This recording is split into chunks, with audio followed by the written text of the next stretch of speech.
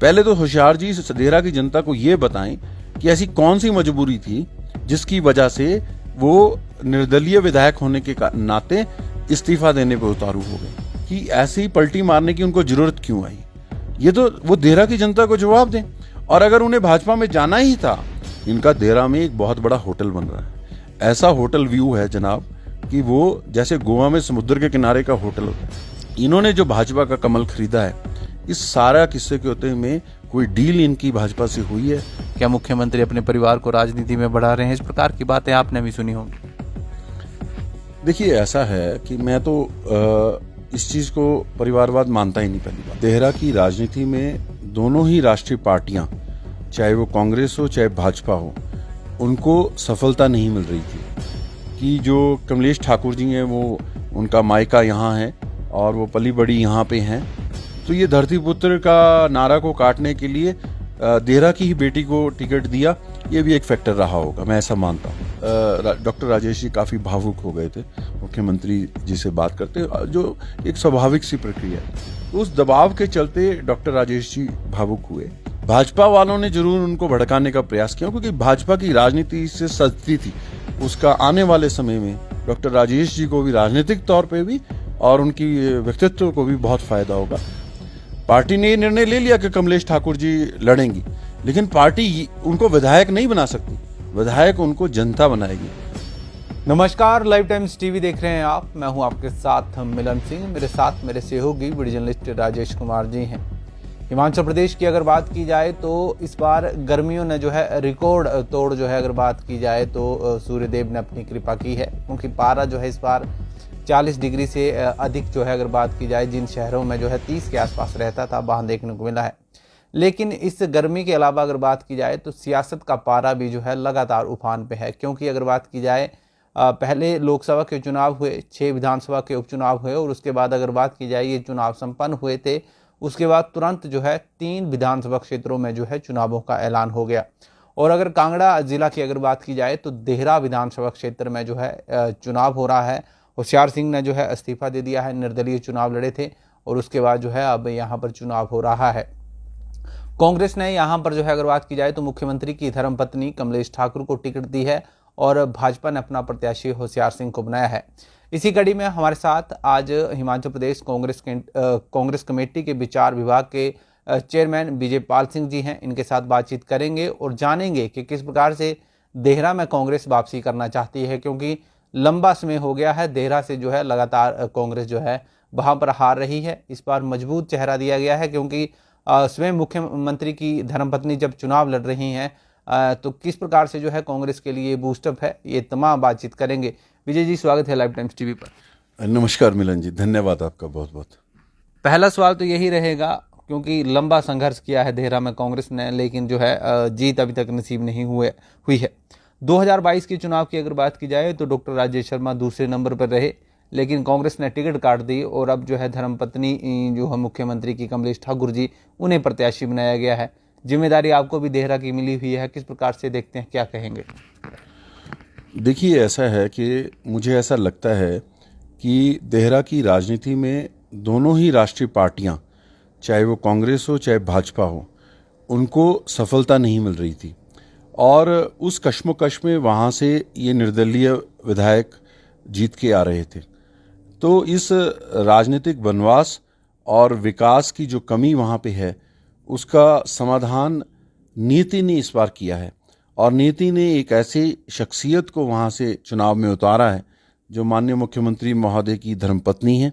और मुझे ऐसा लगता है कि 3.5 साल में जब वो विधायक बन के जीत के जाएंगी तो जो देहरा का विकास थमा हुआ है और जो विकास की पथ पे देहरा पिछड़ा हुआ है, उसकी क्षतिपूर्ति इन 3.5 सालों में होगी और हम देहरा को वापस विकास के पथ पे लाने में सफल होंगे, ऐसा मुझे लगता है। देहरा का चुनाव हो तो यहाँ पर अगर बात की जाए या कहीं भी चुनाव हो, कहा जाता है हिमाचल प्रदेश में कांग्रेस और बीजेपी का चुनाव होता है। यहाँ पर देहरा का पुत्र और देहरा की बेटी के चुनाव की चर्चाएं चल रही हैं, ऐसा क्यों? देखिए, होशियार जी हमेशा ही ये नारा देते थे यहाँ पे चुनाव लड़ने का कि धरती पुत्र होना चाहिए और यहाँ पे जो भी कैंडिडेट राष्ट्रीय पार्टियों के रहे वो ज़्यादा दूर के तो नहीं थे, निकटतम क्षेत्रों के थे, तो उस चीज़ का वो फ़ायदा उठाने की कोशिश करते थे चुनावों पे। तो इस बार खुशकिस्मती से जब पार्टी हाईकमान ने ये निर्णय लिया कि मुख्यमंत्री महोदय की धर्मपत्नी चुनाव लड़ेंगी, तो उन्होंने ये भी एक फैक्टर देखा कि जो कमलेश ठाकुर जी हैं वो उनका मायका यहाँ है और वो पली बड़ी यहाँ पे हैं। तो उन्होंने ये धरती पुत्र का जो नारा होशियार जी देते थे, उसकी काट एक बेटी के रूप में चुनी है।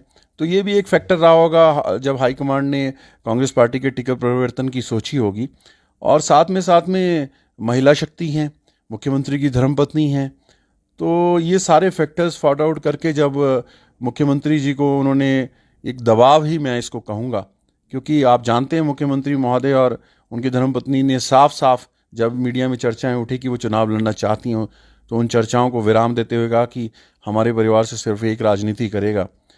तो ऐसे में अगर हाईकमांड ने उन्हें चुना है तो ये धरती पुत्र का नारा को काटने के लिए देहरा की ही बेटी को टिकट दिया, ये भी एक फैक्टर रहा होगा, मैं ऐसा मानता हूँ। डॉक्टर राजेश शर्मा पिछली बार चुनाव लड़ा, दूसरे नंबर पे रहे, और इस बार भी है अगर बात की जाए तो टिकट मिलने से पहले खूब चर्चाओं में थे। टिकट मिली और उसके बाद वो अपने कार्यकर्ताओं के साथ बैठते हैं, उस बैठक में खूब तीर छोड़ते हैं कांग्रेस पार्टी पे। लेकिन दूसरे दिन मुख्यमंत्री आते हैं, मैनेज करते हैं। विजय पाल सिंह भी जो है वहाँ पर दिखे थे, इसलिए इस सवाल जो है मैं आपसे पूछ रहा हूँ, किस प्रकार से मैनेज किया डॉक्टर साहब को? देखिए, किसी भी व्यक्ति का अगर टिकट कटता है तो उसको निराशा तो होती है। और डॉक्टर साहब तो पिछली बार एक सम्मानजनक लड़ाई लड़ चुके थे और उन्होंने यहाँ पे काम भी किया होगा, क्योंकि हारने के बाद भी जो व्यक्ति राजनीति में अपना भविष्य देखता है तो उस विधानसभा को वो केटर करता है। मैं इस बात से सहमत हूँ। तो जब हाईकमांड ने निर्णय लिया कि ये टिकट परिवर्तन होना है, तो आपने मुख्यमंत्री जी का भी बयान सुना होगा, उन्होंने कहा कि मैं तो लड़वाना नहीं चाहता था अपनी धर्मपत्नी को।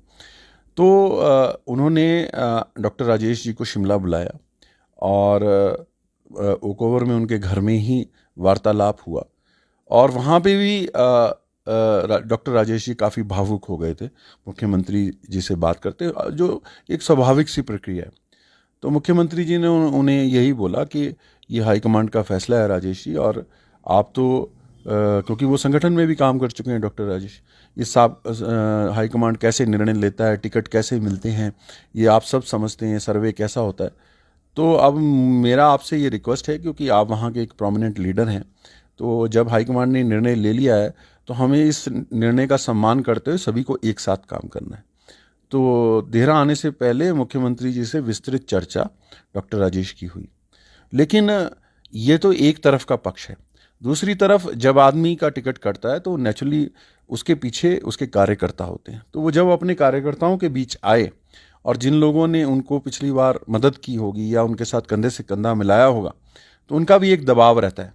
तो उस दबाव के चलते डॉक्टर राजेश जी भावुक हुए और आपने देखा होगा कि जब डॉक्टर राजेश जी भावुक हुए तो किसी भी कांग्रेस के कार्यकर्ता या किसी भी नेता ने उनके इस आचरण पे कोई टिप्पणी नहीं की, क्योंकि कांग्रेस का परिवार इस बात से सहमत था और वो जानता था कि डॉक्टर राजेश जी की क्या कीमत है हमारे लिए देहरा में। तो उन्होंने कोई भी काउंटर स्टेटमेंट नहीं दी, बल्कि भाजपा वालों ने जरूर उनको भड़काने का प्रयास किया, क्योंकि भाजपा की राजनीति से सजती थी। अगर डॉक्टर राजेश फील्ड में उतरते तो भाजपा को इससे फायदा होता, होशियार जी को इससे फायदा होता। तो कुछ उनके भी शरारती तत्वों ने उस चीज़ को आग को हवा देने की कोशिश की कि डॉक्टर राजेश जी खड़े हों। तो ये तो डैमेज कंट्रोल की राजनीति है। मुख्यमंत्री जी ने प्रयास किए और हमारे उप मुख्यमंत्री जी प्रतिभा सिंह जी भी, सभी वरिष्ठ नेताओं ने, क्योंकि डॉक्टर राजेश जी ने सभी के साथ काम किया, उनके घर जाके उनके साथ बात की। और मुख्यमंत्री जी की धर्मपत्नी जी ने तो इतना, जब उनसे बयान लेने की कोशिश की गई तो उन्होंने बोला कि वो तो मेरे भाई हैं, मेरा भाई अगर मेरे से नाराज है तो मैं जाकर उनकी बात करूंगा। तो जब इतनी सौहार्दता से रिएक्ट किया कांग्रेस के एक एक कार्यकर्ता ने और एक एक वरिष्ठ नेता ने, तो डॉक्टर राजेश जी को भी कहीं लगा कि नहीं यार, मेरी भावनाओं की इज्जत मेरी पार्टी के भीतर ही है। और उन्होंने फिर दोबारा मुख्यमंत्री महोदय से बात की। और मुझे ऐसा लगता है कि राजनीति में जब बात होती है, संवाद होता है, तो उसका एक अच्छा परिणाम निकलता है। और उसका परिणाम ये निकला कि जब मुख्यमंत्री जी की धर्मपत्नी नामांकन के लिए गई तो डॉक्टर राजेश जी ने उनके साथ कंधे से कंधा मिलाया और सभा स्थल में भी वो आए और अपनी धर्मपत्नी के साथ आए, अकेले नहीं आए। और अब वो मुख्यमंत्री जी की धर्मपत्नी के साथ हर एक बूथ में जा रहे हैं। तो बड़ा अच्छा डैमेज कंट्रोल हमने किया है और हम आभारी हैं, धन्यवादी हैं डॉक्टर राजेश जी के, कि जो विद्वता और संयम और सादगी उन्होंने दिखाई है, उसका आने वाले समय में डॉक्टर राजेश जी को भी राजनीतिक तौर पे भी और उनकी व्यक्तित्व को भी बहुत फायदा होगा। तो इसमें विन विन सिचुएशन थी, ऐसा कोई घबराने वाली बात नहीं थी। सर, अब भाजपा की बात करें, भाजपा लगातार आप पे निशाना साध रही है, आप भी यहाँ घूम रहे हैं और डटे हुए हैं। परिवारवाद, क्या आखिर क्यों चेहरा क्यों नहीं मिला, क्यों टिकटें काटी गई, क्यों जो है मुख्यमंत्री की धर्मपत्नी को जो है यहाँ पर टिकट दी गई, क्या मुख्यमंत्री अपने परिवार को राजनीति में बढ़ा रहे हैं? इस प्रकार की बातें आपने भी सुनी होंगी। देखिए, ऐसा है कि मैं तो इस चीज़ को परिवारवाद मानता ही नहीं। पहली बात, ये तो सरकमस्टांस, ये तो अलग ही केस है। यहाँ पर तो मुख्यमंत्री जी और मुख्यमंत्री जी की धर्मपत्नी चुनाव नहीं लड़ना चाहती थी। पार्टी हाईकमांड और पार्टी ने चाहा है कि वो चुनाव लड़ें। तो यहाँ तो कोई ऐसी बात ही नहीं है कि परिवार ने इच्छा जाहिर की है। लेकिन अगर आप अदरवाइज भी देखें, भारतीय राजनीति के परिप्रेक्ष्य में देखें और हिमाचल प्रदेश की राजनीति के परिप्रेक्ष्य में देखें, तो आपको ऐसे कई उदाहरण मिल जाएंगे जब किसी पिताजी ने अपने बेटे को लाना चाहा, बेटे ने अपनी माताजी को लाना चाहा। तो ऐसा नहीं है। अल्टीमेटली जो भी व्यक्ति किसी राजनीतिक परिवार से चुनाव लड़ता है, जनता उस पर अपना मत देती है। पार्टी ने ये निर्णय ले लिया कि कमलेश ठाकुर जी लड़ेंगी, लेकिन पार्टी उनको विधायक नहीं बना सकती, विधायक उनको जनता बनाएगी। और अगर कमलेश ठाकुर जी अच्छे मतों से विजयी होकर विधानसभा पहुंचती हैं और देहरा का विकास करती हैं, तो मैं इसको परिवारवाद नहीं कहूँगा, मैं इसको नीति का एक रास्ता कहूँगा, जो देहरा के रुके हुए विकास और देहरा की प्रदूषित राजनीति को सही दिशा दिलाने का एक प्रयास नीति का मानूंगा। सर, आखिरी सवाल रहेगा। जिस प्रकार से देहरा को लेकर चर्चा हुई है, लेकिन लगातार आप पर यह कहा जा रहा है, होशियार सिंह कह रहे हैं कि 1.5 वर्ष में कोई चुनाव, समझ लीजिएगा 1.5 वर्ष में कोई ऐसा काम नहीं हुआ है जिस पर जो है मुख्यमंत्री बता सकें। घोषणाएं जरूर हुई हैं और ये भी कहा गया कि कार्यक्रम करवाइए, मैंने कार्यक्रम भी करवाया, लेकिन उस कार्यक्रम में सिर्फ घोषणाएं हुई, उन घोषणाओं पर आज तक 1 रुपये का भी जो है कार्य नहीं हुआ है। देखिए, होशियार सिंह जी का जैसा नाम है वैसे ही वो होशियार भी हैं। मैं इस बात से, देखिए, लेकिन इस बार वो होशियारी से चूक चुके हैं, क्योंकि एक निर्दलीय विधायक की सीधी सी वर्किंग होनी चाहिए कि उसे सत्ता पक्ष के साथ चलना है, सत्ता पक्ष के मुख्यमंत्री को समर्थन देना है और अपने लोगों के काम कराने हैं। और यदि उसे कोई पार्टी भी ज्वाइन करनी है तो वो मुख्य इलेक्शन यानी कि 2022 के इलेक्शन में या 2027 के इलेक्शन में वो पार्टी का पक्ष लेके पार्टी का टिकट लेते। पहले तो होशियार जी देहरा की जनता को ये बताएं कि ऐसी कौन सी मजबूरी थी जिसकी वजह से वो निर्दलीय विधायक होने के नाते इस्तीफा देने पे उतारू हो गए, और वो सारे ज्ञापन वो लोगों के सामने रखें जो वो मुख्यमंत्री जी के पास लेके गए और उनके काम नहीं हुए। क्योंकि जहाँ तक मैंने देखा होशियार सर को उनसे मिलते हुए, वो हमेशा ओक ओवर आके मुख्यमंत्री जी के निवास में आके मुख्यमंत्री जी को मिलते थे, सेक्रेटरीट नहीं मिलते थे। तो अगर कोई व्यक्ति अपने ड्राइंग रूम में मुख्यमंत्री होने के नाते अपने निजी आवास में आके किसी से मीटिंग कर रहा है और उसके फाइलें देख रहा है, उसके काम देख रहा है, और होशियार जी ने खुद इंटरव्यू दिए हैं मीडिया में कि सुक्खू जी बड़े अच्छे गरीब घर के बेटे हैं, हमारे सारे काम कर रहे हैं, देहरा की सारे विकास कार्य को सफलतापूर्वक कर रहे हैं, उन्होंने हमारे को जू दिया है, ये अंतर्राष्ट्रीय स्तर का जू होगा, उसके लिए धन आवंटन भी हो गया। तो मुझे नहीं लगता कि ऐसे ही पलटी मारने की उनको जरूरत क्यों आई। ये तो वो देहरा की जनता को जवाब दें। और अगर उन्हें भाजपा में जाना ही था तो वो 2027 में जाते। अभी तो कांग्रेस की सरकार है। अगर देहरा का विकास कराने के प्रति वो कटिबद्ध थे तो मुख्यमंत्री से जैसे उनके अच्छे संबंध चले हुए थे उन संबंधों को बना के रखते और फिर अंतिम समय में निर्णय लेते कि कांग्रेस के साथ जाना, भाजपा। ऐसा कुछ नहीं है। इनके कुछ अपने वेस्टेड इंटरेस्ट थे और वो देहरा की जनता जानती है। इनका एक बहुत शानदार होटल बन रहा है। व्यवसायी तो ये हैं, उद्यमी तो हैं, उसके तो काम लेके ही आते ही थे, लेकिन इसके अलावा इनका देहरा में एक बहुत बड़ा होटल बन रहा है। ऐसा होटल व्यू है जनाब कि वो जैसे गोवा में समुद्र के किनारे का होटल होता है, और वो सारा hotel surrounded by forest land है। और अब उस संबंधित क्या काम ये मुख्यमंत्री जी को बताते थे और मुख्यमंत्री जी नहीं कर पा रहे थे, ये उनके बीच की बात है, मैं उस पर टिप्पणी नहीं करना चाहूँगा। लेकिन अगर देहरा की जनता उस होटल को जाके देखे तो वो पूरी फॉरेस्ट लैंड के साथ सटा हुआ होटल है, और उसमें कितनी नॉर्म्स, कितनी एनओसी चाहिए थी और नहीं मिल रही थी, वो होशियार जी जानते होंगे और मुख्यमंत्री जी जानते होंगे। तो मुझे ऐसा लगता है कहीं ना कहीं इनके अपने खुद के वेस्टेड इंटरेस्ट इतने हावी इन पे हो गए थे। और आपको तो पता ही है, भाजपा केंद्र में थी, ईडी और कई चीज़ों का डर तो वो दिखाती है।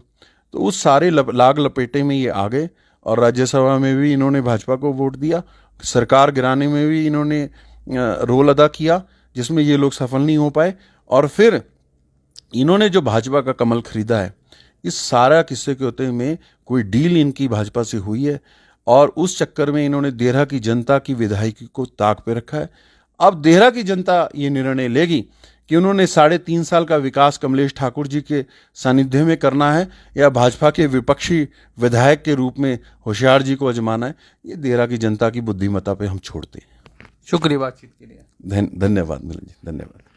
तो विजयपाल सिंह थे हमारे साथ, कांग्रेस विचार विभाग के चेयरमैन हैं, और हमारे साथ खास बातचीत की है, खासकर देहरा विधानसभा उपचुनावों को लेकर, क्योंकि वहाँ पर जो है इन्हें प्रभारी की नियुक्ति दी गई है, वहाँ पर कार्य कर रहे हैं।